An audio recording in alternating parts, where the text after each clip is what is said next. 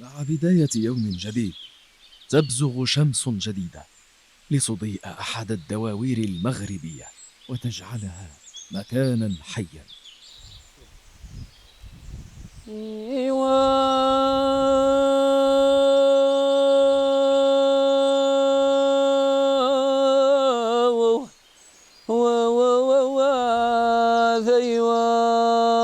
صبر يرق احمد وي عسي يوسف عجبنا عليك. مرحبا خويا، كي داير؟ لاباس عليك؟ بخير؟ زين كيف تفضل. اريد هنا ما صغرش بخير؟ مزيان الله يبارك فيك. الحمد لله. من لاباس واش؟ بخير هنا بخير بخير لاباس عليك؟ يعني مرحبا بك اخاي. زيد عجبنا عليك. تفضل. الله يعاود مرحبا. بخير. زيد تفضل. مزيان. عاودك صحيح. جيتي باقي حتى انا ما فطرتش. تفطر معايا بعدا عاد ديك الساعه. مرحبا. زيد تفضل. اي ما هذا يدينو جيو قلت نض اوا سوج انت تاين. منطقة لادع يوسف تتميز بصناعتها لكرم الضيافة وعملتها الجود والكرم. انا كبير هذا يوسف. الله يحفظك. نهار شي كبير، راه نهار اكثر من كبير. لقيتي معايا قد يلا كنحط نفطر اخويا. ايوا صافي مزهرنا حنا جينا هذا مع مرحبا. هاد الشيء زوين تبارك الله. هاد الشيء البيو مع هاد المنظر هذا مع يعني شي حاجه زوينه. حنا هكا كنعيشو دائما. كتوجد داك الفطور ديالك داكشي اللي قسم ربي كتجيب وتجلس تشوف هذا المنظر هذا وتشوف هذا الجو هذا تفطر معاه. الله يعطيك الصحه. عاد كتكل على حتى الكويس ذاتي زويون معشب فيه الشوب. تبارك الله، يعني الخير تبارك الله. بارك الله فيك. كيما نقولوا هادشي يعني بيو، يعني كتبقى محلي افترضوا ان مثلا غير الخبز غيكون ديال الزرع يمكن. الخبز فيه القمح انت كتشوفها طايب في العواد. الخبز كيفاش داير؟ فيه شويه فيه الذره، فيه القمح، وفيه شويه ديال الشعير ديال المنطقه النيت، وفي الطبق النيت اللي كيصاوبوا العيالات ديال الصناعه التقليديه.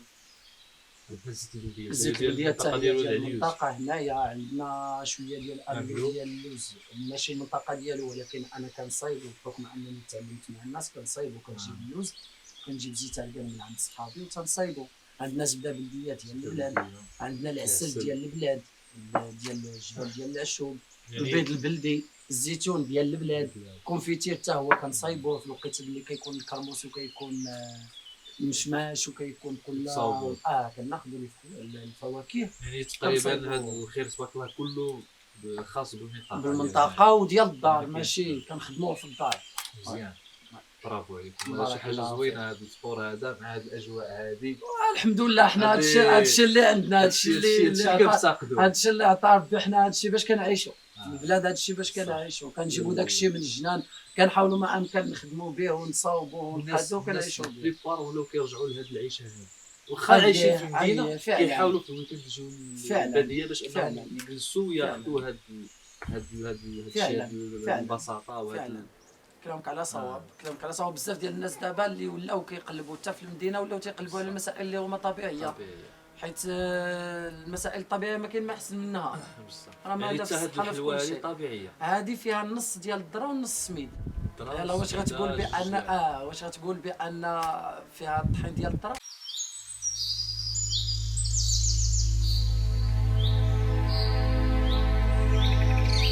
الوقفه هذه بالضبط هنايا، وهاد الشميشه وهاد الجبل وهاد الشجر، هاد المنظر هذا انا صراحه كنحسدك عليه. ياك باش تفيق الصباح وتجي تجلس هنايا وتبقى تشوف هذا الشيء هذا، خصوصا دوك الجبال داك الثلج. اش غنقول لك؟ شوف كما كنقول اخويا كاس اتاي، كما كنقول اتاي كاين. راه نحضروا القهوه ونحضروا كل شيء. قلت لي قبيله حستك على هذا المنظر وكذا وزوينه وهذه بحد ذاتها. هذه كتعطيك واحد الطاقه ايجابيه فاش كتفيق من النعاس وتخرج من فراشك وتخرج في هذا الجو هذا في هذا المرتفع، كتشوف هذا المنظر، كتشوف هذا وكتمشي وكتفطر هذا الفطور اللي باغي توجد بيدك مثلا بلدي، وتشم هذا الهواء وتشوف هذا الشجر وكل شيء. راه ما سهلاش بحد ذاتها وما بقاتش. قليل اللي كيعرف قيمتها. واخا الناس عندنا في المنطقه بداو تيسمحوا في هذا الشيء، حيت حنا اللي كنعيشوا هذا الشيء كنقولوا هذا الشيء جانا عادي بحال مثلا كنعيشوه دائما. بصح لا حتى حنا بغينا المدينه، حتى حنا بغينا الحضاره، بغينا الطوموبيل، بغينا الدار، بغينا الفيلا، بغينا الفلوس، بغينا يعني بحال هذا الشيء اللي كنعيشوه دائما بحال شبعنا منه حنايا. شنو عاودنا؟ ولكن الخاصيه ديالو والميزه ديالو اللي تعرف قيمته راه تيبقى فيه. سي سا انا داك غير مثلا فاش كنكون خارج مثلا خدام مع الناس او لا عندي بروغرام مع شي كيب ولا شي مجموعه ونديهم ونساريهم وكذا، ولا تكون عندي خدمه في المدينه ولا راه تنقنط بصح كنبقى نتسنى فوقاش نرجع باش نوصل لهاد الدار هادي. علاش نوصل لهنا نخرج لهنا كنشوف ليها جالس كنشوف داك الصراد كيفاش داك الجبل كيفاش داير، كيفاش غنطلع من تما، كيفاش كذا، شنو كنت كنشوف تما، شنو ما بقاش، داك الجو اللي داك الهواء اللي كتشم، الماكله اللي كتاكل، بزاف ديال الحوايج. ومرحبا بك عندنا اليوم. داك اليوم غندوز تعيش معنا هذا غندوزو النهار وغنشوفو نبقاو حتى الليل وغادي نجلسو في الليل ان شاء الله. بالليل ان شاء الله غنشعلوا العافيه نسخنوا، بالليل غنشعلوا العافيه نسخنوا في بلاصتها تما ان شاء الله. احمد كما قلنا غندوزو النهار، في نظرك دابا فطرنا وشكرا بزاف على هذا الله الجود والكرم اللي عندكم. مرحبا تلاقيتي معاه، رزقك اخويا، رزقك اخويا تلاقيتي به، رزقك تلاقيتي معاه، كل واحد كيتلقى مع رزقه. شي حاجه زوينه بزاف. قال لك ما تمشي غير في مشاك الله. يعني كلينا شي حاجه طبيعيه الحمد لله الحمد لله، ويعني بيو اللي قبلوا علينا اللي عندنا ما خبيناش، داكشي اللي عندنا اللي كنا خازنينه حطيناه. زوين شكرا السي احمد. مرحبا الله يوديك. كما يوديك. قلنا السي احمد غندوزو معك النهار هنايا باش اننا غنعرفوا بالمنطقه ديال ولاد علي ونعرفوا بالسياحه الجبليه ونشوفوا الناس كيفاش عايشين هنا. شنو اول نشاط اللي غادي تدينا ليه باش نديرو؟ اش غنقول لك، النشاط دابا بحال هاد الوقيته هادي، في هاد الوقيته هادي الحاجه الاولى اللي غادي نديك تشوف واحد البلاصه هنايا في قريبه ليا في وسط الدوار. العيالات ديال الدوار دايرين تما واحد الفران كنسميوه فران الحومه. دايرينه بالتراب. وخدموه بالتراب، كيشعلوا فيه العافيه. هما جارات كل 5 ديال الديور ولا 6 ديال الديور كيصاوبوه ومغطيينه كيتجمعوا تما يطيبوا. وكيتجمعوا اللي كتبغي فاش كتعجن الخبز ديالها في الصباح كتبغي طيب كتجي لتما وكطيب الخبز ديالها بالعواد ديالها وكل شيء وكترجع لدارها، وكتجي الاخرى عاوتاني جارتها وكيديروا النوبه بيناتهم ومحترمين. كاينه وحده اللي كتشد لجارتها كتخلي ليها الخبز، جارتها مشات للجنان تخدم شي خدمه هي كطيب ليها. هادشي علاش قلت لك يعني حنا في المنطقه غتوصل تما وهذا الشيء هذا غادي نوريه لك بعدا، حيت من تما حيت دابا هذه هي الوقيته ديالهم، ومن تما ان شاء الله غادي نكملوا باش صافي نمشيو دابا ان شاء الله لا كلشي. ذيوا صبر يرق ايوا يا ذا صباح الخير هذا مسير داير مو يحلان ايوا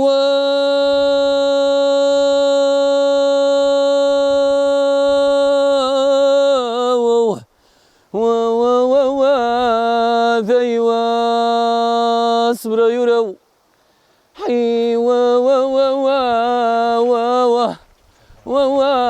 يا يرمو يحرن لي اشتبك لنا يا خويا رجا في الله.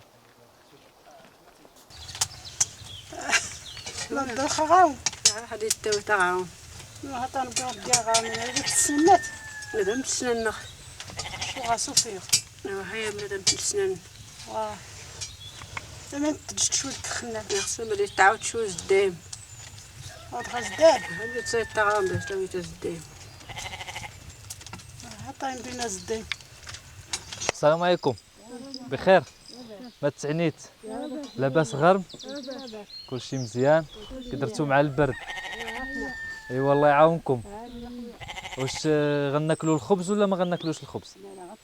ياك وصراحه كيبان هذا الشيء كيشهي، يعني الخبز ديال العواد تبارك الله عليكم، والفران ديال الطين. بغينا نعرفوا هاد الفران كيفاش بنيتوه، شنو المغزى من غير انك كتجي تطيبي فيه؟ بنيناه بالتراب والحجر بنات ديال الدواء وكنجيبو الحطب وكنطيبو فيه مزيان. وبخصوص الحطب كتجيبوه من التحت من الجنان؟ من الجنان كنجيبو ازيان يعني هاد الفران هذا ماشي ديالك بوحدك، ديال الناس الدوار كاملين، كلشي كيجي طيب هنايا. كلشي كيطيب هنا. مزيان. وكيفاش كديروا مثلا الا جات شي مراه ولقاتو عامر كتشد النوبه؟ هي كتشد النوبه حتى يسالي داكشي اللي تبارك الله عليك. السنه صراحه هادشي زوين وكيرمز المرأة البدوية والمرأة اللي في القرية انها تطيب في هذا الفران هذا. يعني كنرجعوا للاصل ديالنا الاول اللي هو كيفاش بدينا كنصاوبوا في هذا الفران هذا. يعني دابا تطورات الامور وكاين بزاف ديال الاليات باش كيطيبوا الخبز. يعني هذه الاليه هذه الاليه واحده او الخاصيه الوحيده ديال انهم يطيبوا في الفران ديال التراب وبالعواد عندها واحد النكهه خاصه. شكرا. يعني الخبز هذا ديال الشعير. تبارك الله عليك. انا ذوقوا هذا الشيء هذا تبارك الله عليكم. هذا الشيء زوين. شفناك جبتي الحمار ودخلتيه للكوري. شنو فين كنتي؟ شنو درتي يعني من الصباح ملي فقتي الصباح حتى لدابا؟ الصباح فقت وصليت الفجر، توضيت وصليت ودرت الفطور ديالي وفطرت وفطرنا وعجنت وصاوبت الخضره ديالي وكرست العجينه ديالي ومشيت للجنان نجيب الحطب. وانا دابا جبت الحطب، راني دابا عبدت الحماره ديالي، دابا غنطيب الخبز ان شاء الله. دابا طيبي الخبز هنا في الفران؟ لا هنا في الفران دابا غنديها، راني كندي الحطب ونطيب. يعني هاد الشيء اللي قلتي لنا دابا ديما كل صباح كديريه؟ كل صباح بشغلو. يعني كل مره كيتزاد شي حاجه. دابا اليوم شي خطره كتهبطي للجنان. دابا كنمشي للجنان كنحسز الفصه ونعطيها للشياع. صافي شي حاجه اخرى كديريها من غير انك تقصدي؟ المنجاج كنديرو كنغزلو كنقرشلو مزيان. تبارك الله. الله يسخر. ملي غتسالي طيب الخبز شنو غديري؟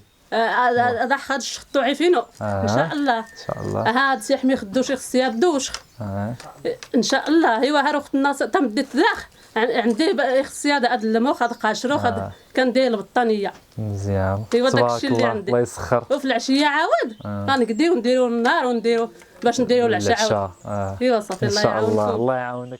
جمع الحطب هو رمز للتضامن والتعاون بين نساء القرية، حيث يتم جمع الحطب جماعيا للاستفادة منه في إدرام النار في الفرن. سوزيان ماني لا والله واخا يا اختي الناس هذا اختي طبيب الدواء اولاد الصحه وخمو تقيم ولاد الصحه نسا تقيم الصحه يستديرين وما ما يزدس نحسد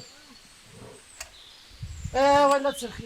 الأمكنة أكبر من حيز جغرافي، إنها مجال للحياة والناس، فضاءات تؤسسها الهوية وعلاقات يتوجها الانتماء، ولهذا علينا أن نرتادها، أقصد الأمكنة. ونحن طبعا محملون بما يكفي من الوعي، فبغير الوعي لا يمكننا فك شفرات المكان. المكان مجال متعدد الأبعاد، إنه مجال جغرافي سوسيو ثقافي مهووس بالبوح والكشف، مستعصٍ إلا على من له القدرة على الإنصات والبوح والحوار. بهذه المنطقة نحن الآن هنا في إقليم بولمان، تحديدا في دوار ولاد علي يوسف القريب من مدينة وطاط الحاج. هنا توغلنا من جديد لاستكشاف منطقة ولاد علي يوسف، حيث رافقنا مرة أخرى الشاب أحمد آشو، حيث لمسنا فيه الطموح والقوة والإرادة وإلهامه الحيوي المعرفي والميداني بمونوغرافية بلده ولاد علي يوسف. ثمار محلية اللي باينين اللي كان سنويا كيخدموا بهم الناس. كاين الكرموس، كاين الرمان، كاين العنب، ثلاثه ديال الفواكه معروفه بهم المنطقه من جدودنا. شحال هذه كانوا كيديروا الزبيب من العنب البلدي. الكرموس كما شفتي كما قلتي كاينين العيون، بحكم ان كاينين العيون وكاين الماء الناس كيسقيو كيديروا الخضره كيديروا الفلاحه ديالهم. وفي الصيف كتلقى هذا الشيء كله خضر، كتلقى الشجر، كتلقى الخضوره، كتلقى بزاف ديال الفواكه اللي كل شهر والفاكهه اللي كدوز فيه. الماء كاين على طول السنه، الماء ديال العين، الماء من العين، الماء جاي من العين على طول السنه. كاين الماء كيسقيو الناس كيتناوبوا كيخدموا بالنوبه ديال السقي الساقيه. واي بلاصه كاين الماء راه مذكوره في القران وجعلنا من الماء كل شيء حي. راه فين ما كتشوف الماء عرف بان كاين الحياه.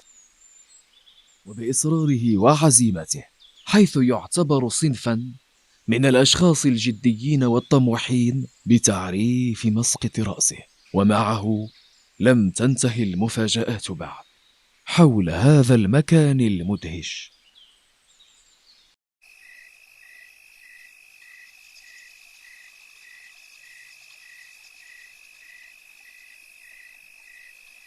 شي شويه سي حمد على الفولكلور، بما اننا جينا لهاد الكنيسه هادي وهاد الثقافه ديال الامازيغ، خصوصا في منطقه ولاد علي يوسف. سي حمد هضرنا شي شويه على الفولكلور الخاص بهاد المنطقه هادي في الحفلات.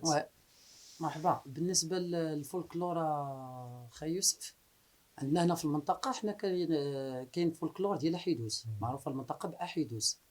مثلا في العراسات عندنا هنايا على شحال هذه اللي حضرت لهم انايا، اما دابا بزاف ديال الحوايج اللي بداو كيموتوا ماتوا. الفولكلور نرجع لك للفولكلور، هو احيدوز اللي كيتلعب ما بين الرجال والعيالات. الرجال كيغنيو والعيالات كيجاوبوهم. كل منطقه عندنا هنايا في الاقليم مثلا كل منطقه واحيدوز ديالها والضربه ديالها. عندنا في ولاد علي راه ماشي بحال حيدوز ديال ولاد علي، بحال حيدوز ديال بن حسان. ديال بن حسان ماشي بحال حيدوز ديال تسيوان. المناطق هنايا اللي مجاويه لولاد علي يوسف، يعني كل واحد واحيدوز ديالو والضربه ديالو. الضربه ديال ولاد علي. اييه بن حسان. اييه علاش لا. هذه غادي ندير لك الضربه ديال تسيوانت، وغادي نجيو لولاد علي ونطلعوا لبن حسان.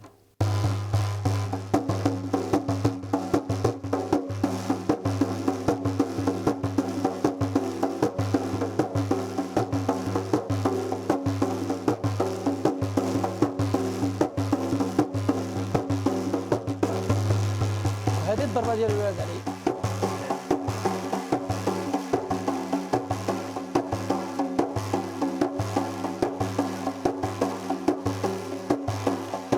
وهذه الضربه ديال بن حسان.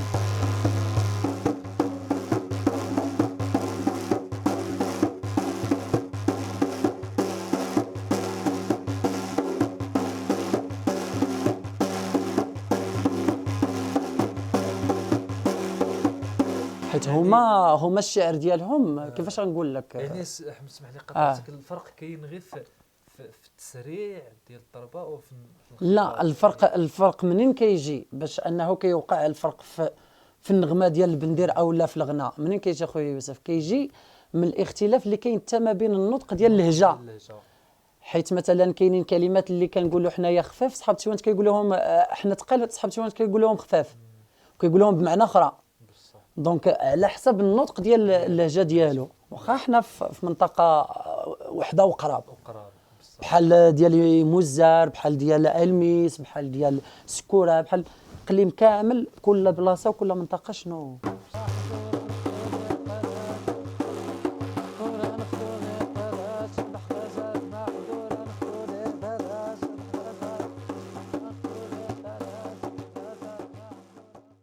الفولكلور هو ما يميز هذه المنطقة، أهازيج ورقص وموال، وهذا هو أصل منطقة ولاد علي يوسف.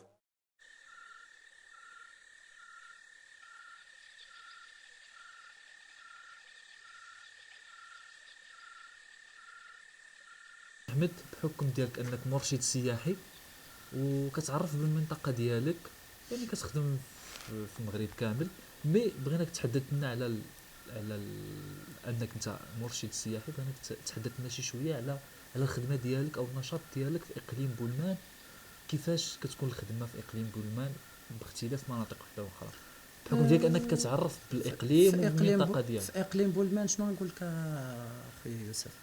اقليم بولمان كاين بزاف ديال المجالات اللي غنقدروا نخدموا فيهم في السياحه، بزاف ديال البلايص اللي بامكاننا نبينوا للناس، اللي بامكاننا نديو ليهم الناس، بامكاننا نديروا سيركوي ديال البهايم، بامكاننا نديروا السيركوي ديال الخيام في الطبيعه في الجبال. حيت علاش جينا كنتواجدوا في واحد الاقليم اللي هو كيشمل كاع القمم اللي هما عاليين في الاطلس المتوسط.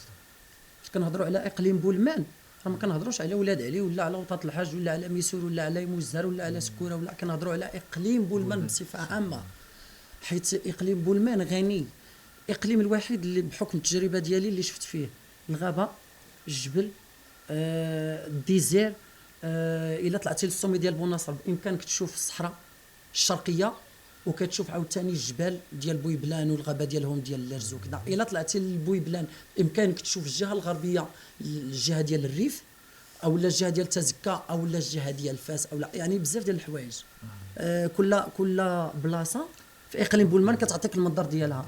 وخلي المضايق، خلي الويديان، خلي الشلالات، خلي القرى اللي هما الاصل دي زمازيغ اللي بناو في الجبال وسكنوا تما وعاشوا تما ومازالين تيعيشوا تما، باقيين بثقافتهم بالتقاليد ديالهم بالاعراف ديالهم، بزاف ديال الحوايج. لك على فصل الربيع في اقليم بولمان، جنه من الشرق للغرب، من الشمال للجنوب. اقليم بولمان تبدا من الجهه ديال الصحراء الشرقيه اللي هي وطاط الحاج او لا الظهراء، او تجي طالع وتدوز على السلسله ديال بوناصر وتدخل السلسله ديال بويبلان، ومن بويبلان تدخل السلسله ديال تيشوكت.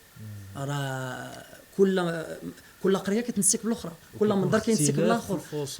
اختلاف في الفصول، في التضاريس، في المنظر، في المنظر اللي كتشوف بعينيك، في الثقافه ما بين الناس، في اللبس، في الكلام، الا سمعت في اللغه.